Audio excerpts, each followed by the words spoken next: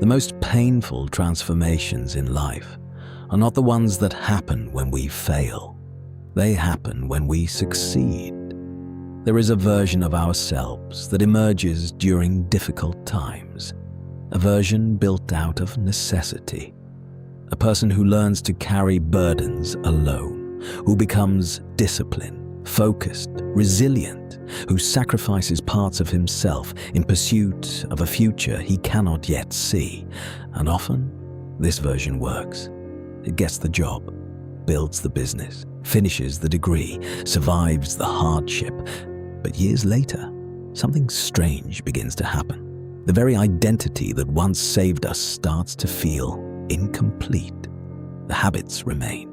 The ambition remains, the capability remains, yet something feels missing. Carl Jung believed that many aspects of personality begin as adaptations to life's challenges. The danger is not that these adaptations fail. The danger is that they succeed so well that we mistake them for our true selves. And nowhere is this more visible than in the person who became exactly who they needed to be, only to discover that they can no longer remember who they were before.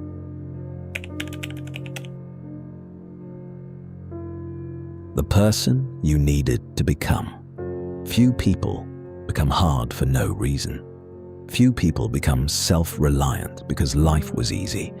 And few people choose solitude simply because they enjoy being alone. More often, a certain type of person emerges when life demands something from them. A challenge, a responsibility, a burden that cannot be ignored. At first, the transformation is subtle. A person begins sacrificing small comforts. They become more disciplined, more focused, more independent. They stop waiting for help. They stop expecting rescue. Gradually, they learn to carry their own weight. And then a little more. And then a little more. Until one day, they realize they have become someone entirely different. Carl Jung understood that the human psyche is remarkably adaptive. When life changes, we change with it. When circumstances become difficult, we develop new traits, new habits, new strengths, a new personality capable of surviving the demands placed upon us. This is not deception. It is adaptation. A student becomes obsessive because failure is no longer an option. A provider becomes relentless because others depend on him. An immigrant becomes resilient because uncertainty has become part of daily life. A creator becomes isolated because focus is required to build something meaningful. The transformation serves a purpose, and often it works. The person becomes stronger, more capable, more disciplined, more effective. Goals that once seemed impossible suddenly become achievable. The future begins to open. For the first time, they feel powerful, not because life became easier, but because they became harder. And this is where the story becomes complicated. Because success creates evidence. Every sacrifice appears justified. Every lonely night appears necessary. Every difficult choice seems validated by the results. The new identity proves itself again and again. And eventually, a dangerous assumption begins to form. The individual no longer believes, I became this person to survive. Instead, they begin to believe, this is who I am. What started as a response to life's challenges slowly becomes an identity, not a tool, not a strategy, a self. And once that happens, something very important is forgotten. The person remembers who they became, but they slowly lose sight of who they were before. When adaptation becomes identity, there is a strange thing about psychological adaptations. They rarely announce themselves. A person does not wake up one morning, and decide to construct a new identity. The process is much quieter than that. A habit becomes a preference. A preference becomes a lifestyle. A lifestyle becomes a personality. And eventually, a personality becomes a prison. Carl Jung believed that every person develops what he called the persona, the mask we wear to navigate the world, the face we present to others, the collection of traits that help us function, survive, and succeed. The persona is not inherently false. In fact, it is often necessary. Without it, we would struggle to adapt to the demands of life. The problem begins when we mistake the mask for the entire person, when we forget that the role we learn to play is only one part of who we are. The disciplined man becomes unable to rest. The independent man becomes unable to ask for help. The strong man becomes unable to show vulnerability. The ambitious man becomes unable to connect. What once served him now begins to control him. And because the adaptation was successful, he rarely questions it. After all, the evidence seems overwhelming. The discipline worked. The sacrifice worked. The isolation worked. The achievements are real. The progress is undeniable. So why would anyone abandon the very traits that brought them success? This is the trap. Because the question is no longer, does this strategy work? The question has become, does this strategy still serve the life I am trying to build? These are not the same question. A strategy can be effective and outdated at the same time. The armor that protected a soldier during battle becomes a burden once the war is over. Yet, many people continue carrying their psychological armor long after the danger has passed, not because they need it, because they no longer know who they are without it. This is why transformation often feels threatening, not because a person is becoming weaker, but because they are being asked to loosen their grip on an identity that once kept them safe. And the psyche resists. It whispers, if you stop being this person, everything will fall apart. If you reconnect, you'll lose your edge. If you slow down, you'll lose your ambition. If you let people in, you'll become ordinary. These fears feel convincing because they are protecting something valuable. The adaptation remembers the years when it was necessary. It remembers the uncertainty, the struggle, the loneliness, the burden, and it believes its job is not finished. But Jung would likely ask a different question. What if the qualities that once protected you are now preventing you from becoming whole? What if the next stage of growth requires not more discipline, not more sacrifice, not more isolation, but integration? Because the greatest obstacle to transformation is rarely weakness, it is success. Success convinces us that the person we became must remain unchanged, even when life is asking us to become something larger. The return of the forgotten self. The strange thing about becoming a new person is that the old person never completely disappears. They wait, quietly, patiently, in the background of our lives. For years, the ambitious individual may feel completely certain about who they are. They know their priorities, their responsibilities, their goals, their future. Everything unnecessary is stripped away. Relationships become secondary. Hobbies become luxuries. Curiosity becomes indulgence. The mission comes first, and because the mission is important, the sacrifice feels justified, at least for a while. Then something unexpected happens. Not a crisis, not a failure, not a catastrophe, something much smaller. A conversation, a song, an old friend, a familiar laugh, a forgotten memory, and suddenly a door opens. Part of the self that has been silent for years begins to speak again.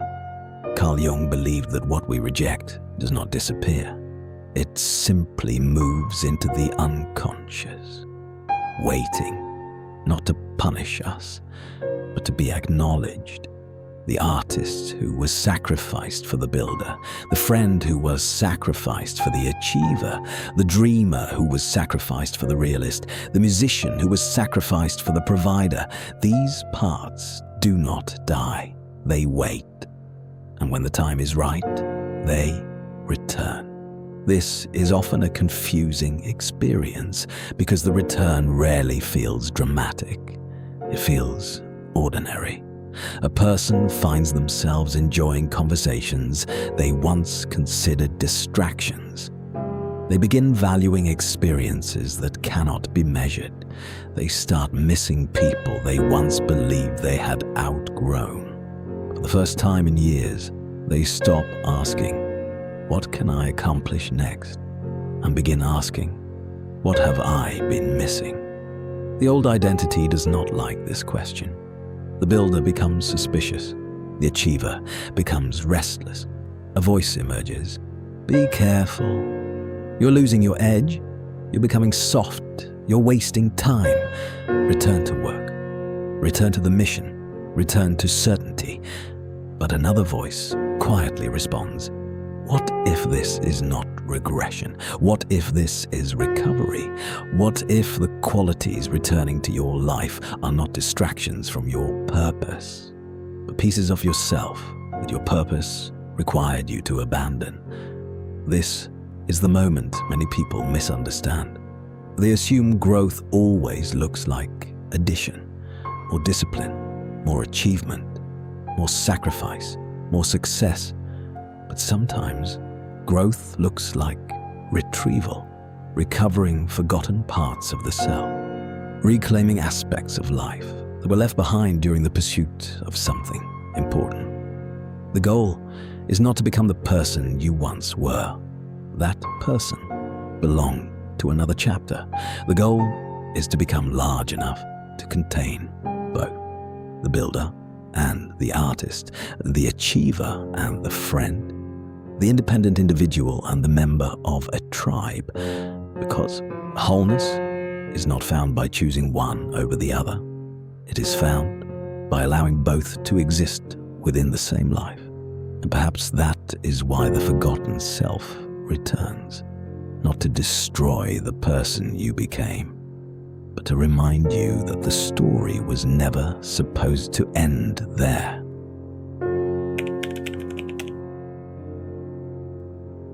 Integration, becoming whole again. The return of the forgotten self does not immediately bring peace. In many ways, it creates conflict. The person who spent years building a life now finds himself pulled in multiple directions.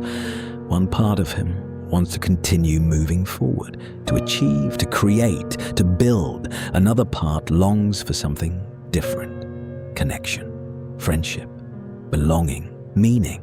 The mistake is believing that one of these desires must be sacrificed. Many people respond to this tension by choosing a side. Some retreat entirely into ambition. They suppress every need that cannot be measured, every desire that does not contribute to progress. They become effective, but increasingly disconnected from themselves. Others abandon structure altogether. They reject discipline, reject responsibility, reject the qualities that once made them capable. They become free, but directionless. Both paths are incomplete. Carl Jung believed that psychological maturity does not come from eliminating opposing forces within ourselves. It comes from learning to hold them. The goal is not to destroy the builder. The builder was necessary. The builder carried responsibilities, made sacrifices, survived difficult chapters. Without him, much of what exists today would never have been created. But the builder was never meant to rule alone. Neither was the artist. Neither was the friend. Neither was the dreamer. A healthy psyche is not a kingdom governed by a single voice. It is a council. Each part has wisdom. Each part has limits. The disciplined self understands commitment. The creative self understands possibility. The social self understands belonging. The independent self understands resilience. Problems emerge when one voice becomes so dominant that the others disappear. For years, many ambitious individuals live under the rule of a single identity. The achiever, provider, the lone wolf. Everything is filtered through that perspective. Relationships are evaluated by usefulness. Experiences are evaluated by productivity. Time is evaluated by output. Life becomes increasingly efficient and increasingly narrow. Integration asks something different. It asks whether success is large enough to include the rest of life, whether ambition can coexist with friendship, whether discipline can coexist with joy, whether achievement can coexist with connection. These questions have no simple answers. They must be lived. One shared meal, one conversation, one project, one friendship, one responsibility at a time. Gradually, a new identity begins to emerge, not weaker, not softer, not less ambitious, more complete. For the first time, the individual realizes that strength was never the ability to carry everything alone. Strength was the ability to become more than a single role, to remain capable without becoming isolated, to remain disciplined without becoming rigid, to remain independent without becoming disconnected. This is the challenge of integration, not becoming someone new, but becoming large enough to contain everything you already are.